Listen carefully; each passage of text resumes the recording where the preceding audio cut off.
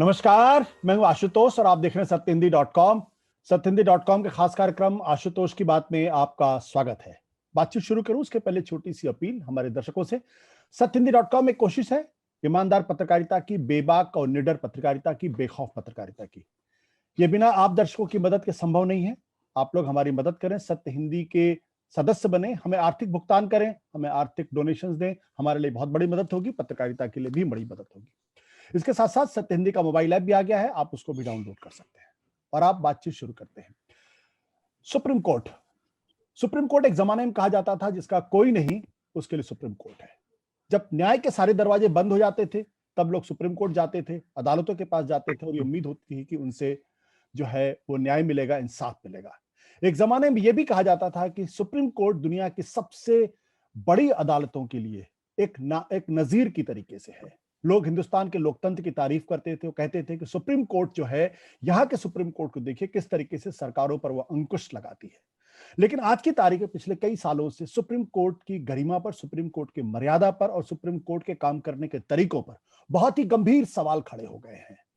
और ऐसे गंभीर सवाल खड़े हो गए हैं, कुछ लोग ये भी कहने लगे हैं कि ऐसा तो नहीं सुप्रीम कोर्ट सरकार का एक डिपार्टमेंट बन के रह गया है। सरकार को बचाव करने की कोशिश करता है हर बार। जब भी सरकार संकट में फंसती तो सुप्रीम कोर्ट उसके बचाव में कूद पड़ता है। हमने सोचा इस पूरे मसले पर प्रशांत भूषण जी से बातचीत की जाए। वो प्रशांत भूषण जिन्होंने हमेशा सुप्रीम कोर्ट के अंदर कानून की लड़ाई लड़ी है, आम आदमी को लड़ाई लड़ने की बात उन्होंने की है। उनका एक बहुत ही तीखा और बहुत ही महत्वपूर्ण, बहुत ही सारगर्भित लेख जो है ये हिंदू अखबार में छपा हुआ है। और इस संदर्भ में उन्होंने जो पहली बात कही है जो बहुत ही महत्वपूर्ण है, उन्होंने कहा है the Chief Justice of India has seen an unprecedented fall from being an independent custodian of justice to becoming an instrumentality of the government। ये अपने आप में बहुत बहुत तीखा है। इसका मतलब साफ है कि सुप्रीम कोर्ट अब सरकार की मदद करने के लिए बार बार कूदता है। प्रशांत जी, आपका बहुत बहुत स्वागत हमारे इस खास कार्यक्रम में। ये इतने कड़े शब्दों का इस्तेमाल आपने क्यों किया चीफ जस्टिस के लिए? देखिए, हर बार उम्मीद पर दुनिया कायम रहती है और हर बार जब नए चीफ जस्टिस आते हैं तो हम उम्मीद करते हैं, खासकर जब पिछले चीफ जस्टिस से बहुत डिसअपॉइंटमेंट होता है जी। तो हम उम्मीद करते हैं कि शायद नए चीफ जस्टिस कुछ बेहतर होंगे। ये भी जब आए तो उस समय गोगोई साहब गए थे और गोगोई साहब ने तो ना ही सिर्फ बहुत सारे अहम फैसले ऐसे ले लिए जैसे रफाल के मुद्दे पर या अयोध्या के मुद्दे पर या और भी कई मुद्दों पर जो कि बहुत सेंसिटिव थे, पॉलिटिकली सेंसिटिव थे और जिसमें सरकार का बहुत जोर लगा हुआ था। और उन्होंने इस तरह से फैसले लिए जिसमें साफ जाहिर था कि भाई सरकार को मदद करने के लिए फैसले लिए गए। उसके बाद उन्होंने रिटायरमेंट के बाद राज्यसभा में नौकरी भी ले ली। उससे पहले 2 और चीफ जस्टिस हुए थे, एक दीपक मिश्रा जिनके समय में भी यही सब इस तरह से देखा गया और उनके खिलाफ तो अभियोग भी चला, इम्पीचमेंट भी हुआ, वो भी उन्होंने दबा दिया। उन्होंने अपना ही जो एक केस था मेडिकल कॉलेज स्कैम का, उस केस की सुनवाई खुद कर ली, वगैरह वगैरह। उससे पहले खेर साहब हुए। खेर साहब के समय वो बिरला सहारा वाला केस भी हो गया, कलिको पुल वाला केस भी हो गया, जिसमें भी यही सब देखा गया कि अपनी जवाबदेही से बचने के लिए और सरकार की मदद करने के लिए फैसले लिए गए, बेंचेस बनाई गई।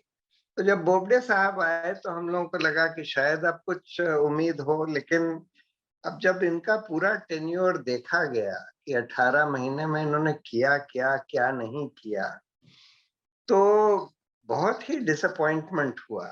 मैंने तो कुछ ऐसे फैसले जिसकी तारीफ करी जा सके उनको ढूंढने की कोशिश करी। जी। एक मुझे समझ में आया, मैंने उसके बारे में लिखा कि एक पेड़ के बारे में एक केस था जो वेस्ट बंगाल से आया था, उसमें उन्होंने बोला कि एक कमेटी बनाई जाए। एक केस मैं भूल गया जो कि आज संजय हेगड़े ने अपने आर्टिकल में लिखा है कि इन्होंने जो कोविड के समय जेल में जो प्रिजनर्स थे उनको पेरोल में रिलीज करने का आदेश किया। जी लेकिन इनके अलावा जितने केसेस देखो, चाहे वो जो केसेस के फैसले इन्होंने किए या जो केसेस की सुनवाई ही नहीं होने दी, जी या जो एडमिनिस्ट्रेटिव डिसीशंस लिए गए इनके समय में, कई इनके एडमिनिस्ट्रेटिव रोल, चीफ जस्टिस का जुडिशियल रोल के अलावा एडमिनिस्ट्रेटिव रोल भी होता है। जी उसको जजेस की नियुक्ति में बहुत एक अहम भूमिका निभानी होती है। चीफ जस्टिस को जो और जजेस के खिलाफ कंप्लेंट्स आती हैं उसको कैसे देखा जाए, उसकी इंक्वायरी करी जाए कि नहीं करी जाए, कौन इंक्वायरी करे, उसमें भी बहुत अहम भूमिका होती है। जी लेकिन हर चीज में इन्होंने डिसअपॉइंट किया। और एक बड़ी बात ये भी करी कि इनके समय में कोविड हो गया और इन्होंने कोर्ट को बंद कर दिया। अब 14 महीने से कोर्ट बंद है। जी कोई फिजिकल हियरिंग हो नहीं रही, और ये ई हियरिंग में सिर्फ चौथाई जितने केसेस नॉर्मली सुने जाते हैं उसके 1/4 केसेस सुने जा रहे हैं। ऐसे समय बहुत सारे अहम केस निपटारे के लिए सुप्रीम कोर्ट में पेंडिंग है, चाहे वो धारा 370 का हो, जी कश्मीर के केसेस, हेबियस कॉर्पस पिटिशंस हो, सीए के केसेस हो, उनकी कोई सुनवाई नहीं करी गई। और जो केस हम लोगों ने कोई अर्जेंट एप्लीकेशन भी डाली, जैसे इलेक्टोरल बॉन्ड्स के केस में या रोहिंग्या के डिपोर्टेशन के मामले में, जी उसमें भी जिस तरह से सुनवाई करी गई, जिस तरह के फैसले आए, पहले तो सुनवाई नहीं करी गई। वो इलेक्टोरल बॉन्ड्स वाले मामले में हम लोगों ने कई बार इंटरिम एप्लीकेशंस डाली, उनकी नहीं सुनवाई हुई। आखिर में जब डाली उसकी सुनवाई करी और बोल दिया कि भाई कई साल से चल रहा है तो चलने दिया जाए। तो इसलिए इस वजह से मुझे ये तीखा आर्टिकल लिखना पड़ा। मैं नहीं चाहता था कि भाई किसी आउटगोइंग चीफ जस्टिस जो आज रिटायर हो रहे हैं उनके बारे में इस तरह का तीखा आर्टिकल लिखना पड़े, लेकिन मजबूरन लिखना पड़ा जब मैंने देखा कि इन्होंने क्या किया क्या नहीं किया। प्रशांत जी, पिछले दिनों आपने कोविड का जिक्र किया। पिछले दिनों कोविड के मसले पर कम से कम 6 हाई कोर्ट्स ने बहुत ही निर्णायक फैसले देने की कोशिश की है और एक तरीके से सरकारों को जवाबदेह, अकाउंटेबल बनाने की कोशिश की है। और दिल्ली हाई कोर्ट के तो हाई कोर्ट ने तो साफ तौर पे कहा कि चाहे आप बेग बोरो एंड स्टील, लेकिन ऑक्सीजन दिलाने का काम करिए। या कलकत्ता हाई कोर्ट ने इलेक्शन कमीशन के बारे में कहा कि जिस तरीके टीएन सेशन काम करते थे, आप 1/10वां हिस्सा भी काम नहीं कर रहे, आप हमें टीएन सेशन बनने के लिए मजबूर मत करिए। वैसे में जब कोविड की सुनवाई हो रही थी, हाई कोर्ट अच्छा काम कर रहे थे, तो सुप्रीम कोर्ट ने उसको सुओ मोटो लेने की कोशिश क्यों की? ये देखिए, उसमें एक तो खैर थोड़ा सा लेजिटिमेट कंसर्न भी हो सकता है कि अगर अलग अलग हाई कोर्ट ऐसे फैसले दे रहे हैं जिनमें आपस में विरोधाभास है, तब सुप्रीम कोर्ट ये कह सकता है कि भाई विरोधाभास नहीं होना चाहिए तो इसलिए हम सुनवाई करेंगे। लेकिन अभी तक तो जो हाई कोर्ट ने फैसले लिए थे उसमें कोई ऐसा विरोधाभास दिख नहीं रहा था। जी ये तो ऐसा लगता है कि सॉलिसिटर जनरल के कहने पर सुप्रीम कोर्ट ने ये कोशिश करी कि अच्छा हम इसकी सुनवाई कर लेते हैं। जी लेकिन जो ज्यादा दुर्भाग्य की बात ये थी कि उन्होंने एक हरीश साल्वे को एमाइकस उसमें बना दिया।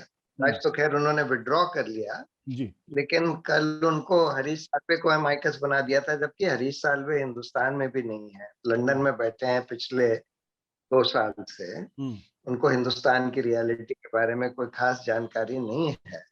दूसरी बात यह है कि वो ऐसी बड़ी-बड़ी कंपनियों के वकील रह चुके हैं, जैसे स्टरलाइट के वकील। वो भी केस कल ही हुआ था, जी जिसमें स्टरलाइट को फिर से खोलने, स्टरलाइट के कारखाने को फिर से खोलने की बात आई, तो उसमें वो साल्वे कहने लगे कि अच्छा भाई कम से कम उनका ऑक्सीजन प्लांट चलवा दीजिए तो हम ऑक्सीजन सप्लाई कर सकते हैं।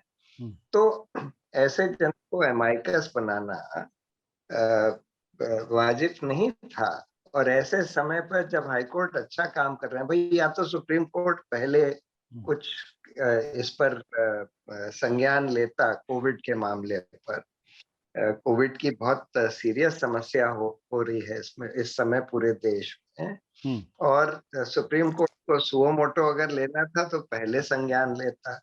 जब कई हाई कोर्ट ने संज्ञान लिया और हाई कोर्ट ने अच्छे अच्छे ऑर्डर्स पास करे और उनमें कोई ऐसा अपरेंट विरोधाभास भी नहीं है, फिर भी सुप्रीम कोर्ट को अब इस स्टेज पर इंटरफेयर करना और फिर साल्वे को एमाइकस बनाना, ये बात लोगों के गले नहीं उतर पा रही थी। क्या लगता है आपको इसके पीछे के कारण? सुप्रीम कोर्ट पे बार बार ये आरोप लगता रहा है कि पिछली बार भी जब माइग्रेंट वर्कर्स सड़कों पर उतर रहे थे, उस वक्त भी सुप्रीम कोर्ट में जाके सॉलिसिटर जनरल ने कहा 1 अप्रैल को कि एक भी आदमी सड़क पे दिखाई नहीं पड़ रहा, और उसके बाद लाखों लोग सड़कों पे दिखाई पड़े और सुप्रीम कोर्ट ने सरकार की इस दलील को मान लिया। ऐसा क्यों लगता है कि सुप्रीम कोर्ट जो है हाई कोर्ट से लोगों सरकारों को बचाने के लिए या केंद्र सरकार को बचाने के लिए सुप्रीम कोर्ट ने इंटरवीन किया? ये एक जनरल परसेप्शन की बात मैं आपसे कह रहा हूं, मैं नहीं कहता एग्जैक्टली यही हुआ है, लेकिन ये परसेप्शन है कि हाई कोर्ट जब अच्छा काम कर रही थी, सरकारों की अकाउंटेबिलिटी को तय कर रही थी, तो शायद सुप्रीम कोर्ट ने उनको बचाने के लिए काम किया है। और आपको याद होगा कि जब सुनवाई हो रही थी तो जस्टिस रविंद्र भट्ट ने कहा कि नहीं, हाई कोर्ट अपना काम करने दीजिए, तब चीफ जस्टिस ऑफ इंडिया ने कहा नहीं। तो ये शक पैदा करता है। नहीं जी, हाँ, देखिए सुप्रीम कोर्ट का तो पिछले कई सालों से एक रोल जो पूरे देश को, सब लोगों को दिख रहा है, जो भी सुप्रीम कोर्ट को फॉलो करते हैं। सुप्रीम कोर्ट ने सरकार के सामने घुटने टेक दिए हैं और कोई भी अहम फैसला पिछले 5 साल में सुप्रीम कोर्ट का सरकार के खिलाफ नहीं आ पाया। चाहे आप कोई भी फैसला लें, चाहे आप ये बिरला सहारा से शुरू करें, उसके बाद जज लोया का मामला ले लें, चाहे आप ये इसके रफाइल का मामला ले लें, चाहे राम मंदिर का मामला ले लें, सारे ही फैसले एक के बाद एक सरकार के हक में गए और ऐसे ऐसे फैसले जिनका कोई सिर पैर भी नहीं है। जैसे रफाइल के मुद्दे पर तो उन्होंने एक नॉन एग्जिस्टेंट सीएजी की रिपोर्ट को बोल दिया कि भाई सीएजी ने ऑडिट कर लिया है, जब तक सीएजी का तब तक ऑडिट हुआ भी नहीं था।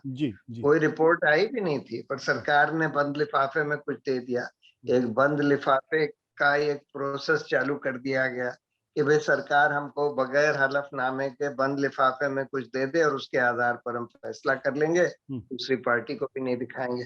तो इस वजह से सुप्रीम कोर्ट का अब उसके वजह क्या है, ये बात एक दूसरा मुद्दा है कि क्यों ऐसा हुआ। लेकिन ये बात तो बिल्कुल साफ दिखती है ना लोगों को कि सुप्रीम कोर्ट ने पिछले 5 साल में पिछले 4 चीफ जस्टिस के टेन्योर के दौरान सरकार के सामने घुटने टेक दिए जी।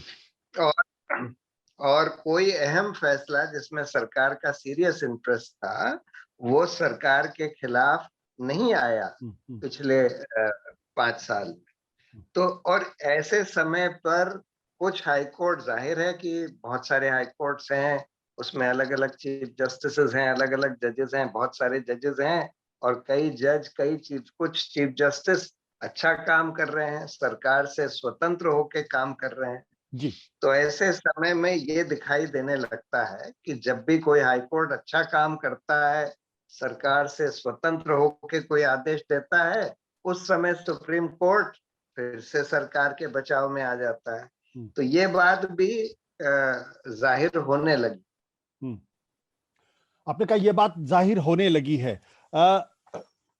इस पूरे मसले पे सुप्रीम जो हाई कोर्ट है वो ज्यादा इंडिपेंडेंट तरीके से काम करते हुए दिखाई पड़ते हैं, सुप्रीम कोर्ट इतना इंडिपेंडेंट करते हुए नहीं दिखाई पड़ते। इसके पीछे क्या कारण आप देखते हैं? और अगर मैं आपको थोड़ा सा इतिहास पे लेके जाऊं, जब इमरजेंसी थी तो उस वक्त भी बाद में लोगों ने कहा कि उस वक्त भी हाई कोर्ट्स ने बहुत अच्छा काम किया, इंडिपेंडेंस दिखाई, लेकिन सुप्रीम कोर्ट पूरी तरीके से सरेंडर कर गया था और बाद में हाई कोर्ट्स की तारीफ हुई। एक पैटर्न दिखाई पड़ता है। तो हाई कोर्ट्स के इंडिपेंडेंस और सुप्रीम कोर्ट के उतने ज्यादा इंडिपेंडेंट ना होने के पीछे आप क्या कारण समझते हैं? क्या आपको लगता है सरकार का दबाव काम कर रहा है या कुछ और कारण है? नहीं, उसके पीछे सरकार का दबाव ही काम करता है।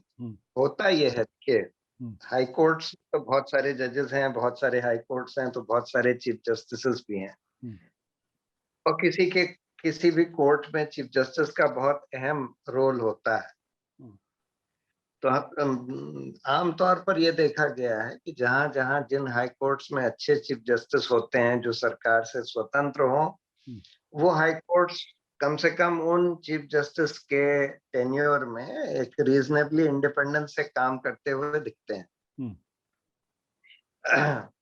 सुप्रीम कोर्ट के अगर आप चीफ जस्टिस को किसी तरह से अपने कब्जे में कर लें, किसी भी तरह से, बहुत तरीके होते हैं।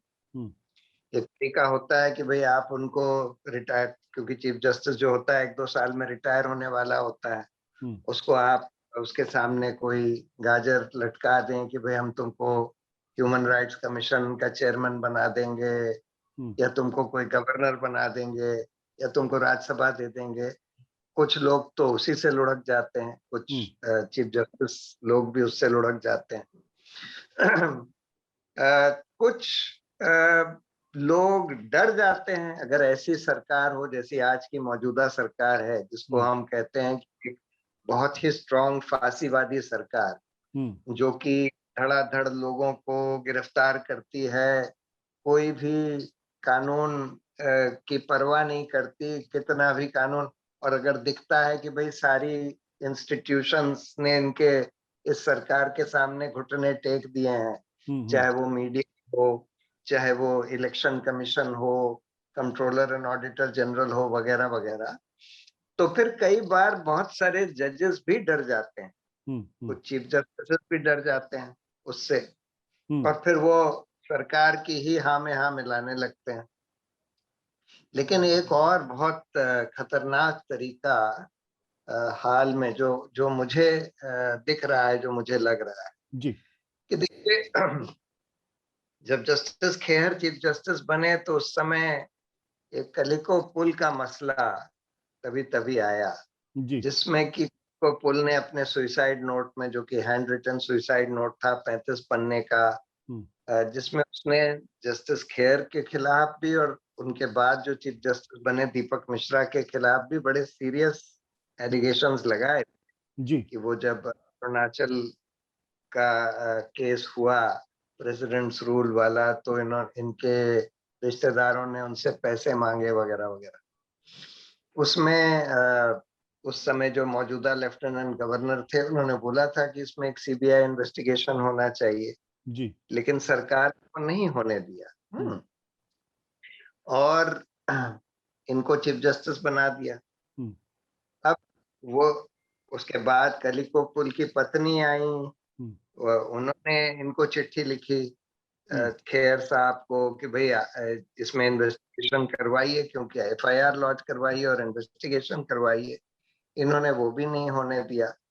तो ऐसे में कई बार, उसके बाद फिर दीपक मिश्रा साहब आए, उनके भी सामने वो मेडिकल कॉलेज का स्कैम हो गया, जिसमें एलिगेशन यही था कि भाई कॉन्स्पिरेसी हुई कि भाई सुप्रीम कोर्ट को घूस देकर फैसला ले लेंगे वगैरह वगैरह जी, और वो मामला एफआईआर हुई, सीबीआई के सामने गया।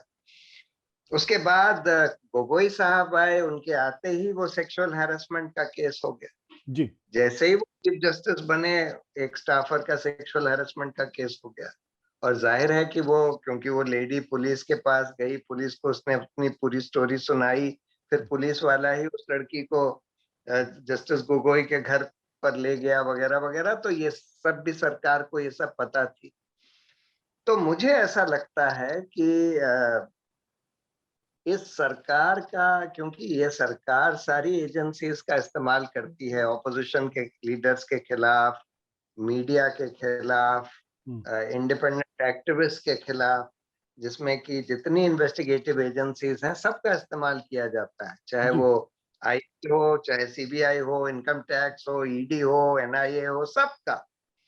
तो मुझे ऐसा लगता है कि खुद कहीं ना कहीं ये भी काम कर रहा है कि एजेंसीज का भी इस्तेमाल किया जा रहा है। तो इस वजह से भी जस्टिस बोबडे के खिलाफ तो ऐसा कोई केस नहीं आया, लेकिन जो आने वाले चीफ जस्टिस है जस्टिस रमन्ना, उनके बेटी के खिलाफ बड़े गंभीर आरोप लगाए गए और उस पर केस भी हुआ, उस पर काफी विवाद भी हुआ। क्या ये महज इत्तेफाक आपको लगता है?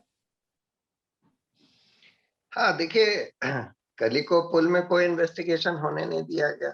जी। उसके बाद फिर वो जो दीपक मिश्रा। दीपक मिश्रा साहब का केस आया, उसमें भी मतलब मुझे नहीं लगता कि बिल्कुल वो कंप्लीट इन्वेस्टिगेशन हो पाया। हम्म। उसके बाद फिर ये सेक्सुअल हैरेसमेंट का केस आया हम्म। गोगोई साहब का, हम्म। उसमें भी कोई इन्वेस्टिगेशन होने नहीं दिया गया। हम्म। अब ये जो नए चीफ जस्टिस बनने वाले हैं उनके खिलाफ एक मुख्यमंत्री ने बड़ा सीरियस चार्ज लगाया, जो कि बोबडे साहब को भेजा गया। हम्म। देखिए, बोबडे साहब की खास बात यह है कि उन्होंने गोगोई साहब का भी सेक्सुअल हैरेसमेंट का केस हैंडल किया, हम्म। और बता अपने प्रीडिसेसर का भी और अपने सक्सेसर का ये वाला चार्ज हम्म। जो कि इनको भेजा गया।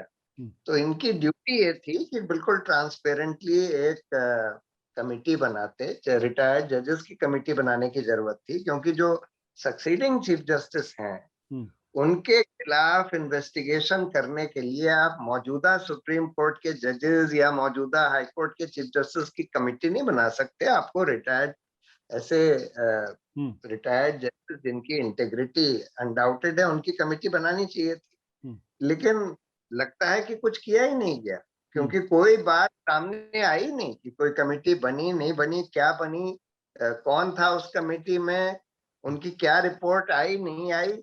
सुप्रीम कोर्ट ने आखिर में बस एक 2 लाइन का प्रेस नोट इशू कर दिया। जी। पहले तो 4 महीने तक बिल्कुल चुप्पी रही, हम्म। और 4 महीने के बाद जिस दिन उनका रिकमेंडेशन भेजा गया कि भाई उनको चीफ जस्टिस बना दिया जाए, 2 लाइन का प्रेस नोट इशू कर दिया कि भाई वो इन हाउस उनका मामला एग्जामिन किया गया इन अकॉर्डेंस विद प्रोसीजर, और उसको खत्म कर दिया गया। हम्म। तो अब ये है कि देखिए, चीफ मिनिस्टर ने तो ये लिखा था कि भाई इसमें सीबीआई इन्वेस्टिगेशन करवाइए, हम्म। हम्म। और बड़े सीरियस डॉक्यूमेंट्री एविडेंस वगैरह भी दिया था, लेकिन वो भी नहीं होने दिया जा रहा। तो इस सब से ये शंका जरूर राइज होती है कि क्या इसको भी एक तरह का ब्लैकमेल का टूल बनाया जाएगा। प्रशांत जी, लेकिन ये जो जस्टिस गोगोई थे, इनके मामले में तो रिटायर्ड सुप्रीम कोर्ट के जज ए.के. पटनायक की अध्यक्षता में कमेटी बनी थी, अगर मुझे ध्यान पड़ता है। नहीं नहीं, वो तो कमिटी कुछ दूसरा, एक एडवोकेट था बेंज, उसने कुछ एलिगेशंस करे थे, उसमें कुछ बनाई थी, और उस जी। कमिटी की भी रिपोर्ट कोई सार्वजनिक हाँ, करी गई। पब्लिक नहीं हुई थी। हाँ। नहीं नहीं, पब्लिक नहीं करी गई। वो इसमें नहीं जा रहे थे कि हम्म। भाई और हम्म। इसमें गए भी नहीं कि हम्म। भाई इनके खिलाफ सेक्सुअल हैरेसमेंट का केस कोई कॉन्स्पिरेसी था कि नहीं था, हम्म। उसमें नहीं गए वो। जी। जी। जो जहां तक मेरी जानकारी है, उन्होंने ऐसे ही कोई जनरल सी रिपोर्ट दी है कि भाई दूसरा उसका एलिगेशन ये था कि सुप्रीम कोर्ट में फिक्सर्स काम करते हैं हम्म। केसों को लिस्ट कराने वगैरह के लिए। हम्म। पर मतलब ये बात समझ में नहीं आती कि भाई आप ये कमिटियां बनाते हैं, आप कहते हैं कि आपने कोई कमेटी बनाई, हम्म। रिटायर्ड जज की कमेटी बनाई, उसकी रिपोर्ट ही नहीं सार्वजनिक करी जाती। हम्म। किसी को कुछ पता ही नहीं लगता कि क्या हुआ क्या नहीं हुआ। हम्म। हम्म। तो ये किस तरह की पारदर्शिता है, हम्म। ये किस तरह का प्रोसीजर है कि भाई आप किसी को कुछ पता ही नहीं लगने देते, आपस में ही रफा दफा करके सब चीज खत्म कर दी जाती है। हम्म। ये प्रशांत जी, एक सवाल मेरे मन में ही आता है कि अमेरिका के बारे में कहा जाता है कि वहां के सुप्रीम कोर्ट में रिपब्लिकन जजेस होते हैं और डेमोक्रेट जजेस होते हैं। क्या भारत में भी अब आज की तारीख में आइडियोलॉजी के आधार पर जजेस होने लगे हैं? बॉब्डे के बारे में, जस्टिस बॉब्डे के बारे में कहा जाता है कि ये हिंदुत्ववादी जो जो आइडियोलॉजी है इसके बहुत करीबी हैं। क्या क्या इसमें सच्चाई है कि अब भारतीय सुप्रीम कोर्ट और हाई कोर्ट्स में भी इस तरीके के जजेस आने लगे हैं जो विचारधारा से प्रभावित हैं? नहीं, ये बात तो सच है कि विचारधारा से प्रभावित लोग आने लगे हैं। अब तो सीधे सीधे जो आरएसएस का विद्यार्थी, जो उनका वो एक अधिवक्ता परिषद है, हम्म। उसके जो मेंबर्स रहे हैं उन लोगों को भी जज बनाया जा रहा है। हम्म। हम्म। अब तो ऐसे ऐसे जज आ गए हैं जो कि खुलेआम ये कहते हैं कि भाई मोदी हमारे हीरो थे, मोदी हमारे हीरो हैं, मोदी जो है वर्सेटाइल जीनियस हैं। अ, अ, इस तरह के लोग ये कहने लगे हैं। तो जज लोग अपने जजमेंट में, अयोध्या के जजमेंट में एक जज ने ये लिख दिया कि अ, ये तो आस्था का मामला है कि मंदिर यहाँ इससे पहले मंदिर था या नहीं था, हिंदुओं के आस्था का मामला है। अरे भाई, आस्था के मामले से कोई आप लीगल केस कैसे डिसाइड कर देंगे? लेकिन ये बात कह दी गई। तो ये तो बहुत बड़ी प्रॉब्लम बनती जा रही है और अब ये हो रहा है क्योंकि सरकार जो है, ये मौजूदा सरकार, जो जजेस उसको लगता है कि भाई उसकी आइडियोलॉजी को नहीं सपोर्ट करते या जो उनके कब्जे में नहीं होंगे या जो बहुत इंडिपेंडेंट माइंडेड हैं, उनको बनने नहीं देती। और जो रिकमेंडेशंस कोलिजियम की तरफ से आते हैं, वो रिकमेंडेशन सरकार नहीं मानती, उसको वापस भेज देती है या बैठी रहती है। और वापस जब भेजती है तो रीटरेट भी जब करती है कभी कभी collegium, once in a while, unanimously, तब भी कानून ये कहता है कि उनको बनाना पड़ेगा, लेकिन ये सरकार नहीं बनाती, फिर भी नहीं बनाती, बैठी रहती है उसके ऊपर। और दुर्भाग्य की बात यह है कि ऐसी सिचुएशन में चीफ जस्टिस का या सुप्रीम कोर्ट का की ड्यूटी है कि भाई उनको फोर्स करे सरकार को एक आदेश इशू करे कि भाई नोटिफिकेशन इशू करो। अब तो कानून ये कहता है कि आप कुछ और नहीं कर सकते, तो आप नोटिफिकेशन इशू करिए, लेकिन नहीं हो रहा है, ये भी नहीं हो रहा है काम। पिछले दिनों दो चीजें हैं। जस्टिस बोबडे के जमाने में मैंने ये सवाल आइडियोलॉजिकल इसलिए पूछा था क्योंकि अगर आप देखें धारा 370 के मसले पर और धारा 370 से जुड़े हुए जितने हाइबियस कार्पस के मामले थे, उस पर सुप्रीम कोर्ट ने किसी तरीके की कोई कार्रवाई नहीं की है। ना तो लीगैलिटी कॉन्स्टिट्यूशनलिटी उसकी देखी है, ना हेबियस कार्पस के तहत अर्जेंट इमरजेंट आधार के आधार पर लोगों को सुनवाई करके उनके ह्यूमन राइट्स वायलेशन के मसले में कोई काम किया। दूसरा, 1991 में जो लॉ आया था रिलीजियस प्लेसेस को लेकर, जो एक सेटल्ड मैटर था, उसको सुप्रीम कोर्ट जो है वो एंटरटेन करता है और सरकार को नोटिस इशू करता है। यानी बाबरी मस्जिद के मसले पर जो फैसला हुआ था उसको एक तरीके से फिर से खोलने की कोशिश की जा रही। क्या आपको लगता है कि जुडिशियल स्क्रूटनी का मसला है या विशुद्ध तौर पर विचारधारा का मसला है या फिर कुछ और है? नहीं, इसमें तो कोई जुडिशियल स्क्रूटनी का मेरी राय में तो कोई सवाल था ही नहीं। मतलब इस फैसले को क्वेश्चन करने का तो मतलब यही हो गया कि फिर आप बिल्कुल आइडियोलॉजी पर, आप कानून को आइडियोलॉजी के ताक पर रखने के लिए तैयार। आप ये कहते हैं कि भाई ये तो हमारी आइडियोलॉजी और हमारी आस्था का मामला है और इसलिए कोई कानून इसके बीच में नहीं आ सकता। इस तरह की मेंटालिटी जो है ये दर्शाता है इस places of worship special protection act जो था उसको खोलने का, उसको ओपन करने का या उसको क्वेश्चन करने का जो ये नोटिस इशू किया गया है, ये तो यही दर्शाता है। ये जो बाबरी मस्जिद जो ज्ञानवापी मसले के मसले पे कई डिस्ट्रिक्ट कोर्ट्स में, जैसे एक डिस्ट्रिक्ट कोर्ट ने बाकायदा कह दिया कि आप इसकी एएसआई से जांच कराई जाए कि नीचे वहां मंदिर था या मंदिर नहीं था। जब एक बार सुप्रीम कोर्ट ने मैटर को सेटल कर दिया और उसके बावजूद डिस्ट्रिक्ट कोर्ट्स अगर इस तरीके से काम करते हैं तो क्या सुप्रीम कोर्ट को उसमें दखल देके उनको समझाना नहीं चाहिए, उनको बताना नहीं चाहिए कि आप गलत काम कर रहे हैं? बिल्कुल बताना चाहिए, बिल्कुल समझाना चाहिए, बिल्कुल रोकना चाहिए, फटकारना चाहिए कि आप बिल्कुल गैर कानूनी काम कर रहे हैं। आपने क्या कानून नहीं पढ़ा? ये जो places of worship special provisions act है, आप कैसे ऑर्डर कर सकते हैं कि उसके नीचे देखा जाए? ये मामला सेटल हो चुका है उस कानून से। सो इसलिए बिल्कुल रोकना चाहिए। लेकिन अनफॉर्चुनेटली जब चीफ जस्टिस ऑफ इंडिया खुद ऐसा नोटिस इशू कर देते हैं कि भाई इस कानून को चैलेंज करने की कोई पिटिशन दायर करी जाती है और उस पर नोटिस इशू कर देते हैं, तो उसका मैसेज इस तरह से जाता है कि बस जैसे कि अब सुप्रीम कोर्ट ही अब इस कानून को ही अनकॉन्स्टिट्यूशनल डिक्लेयर कर देगा।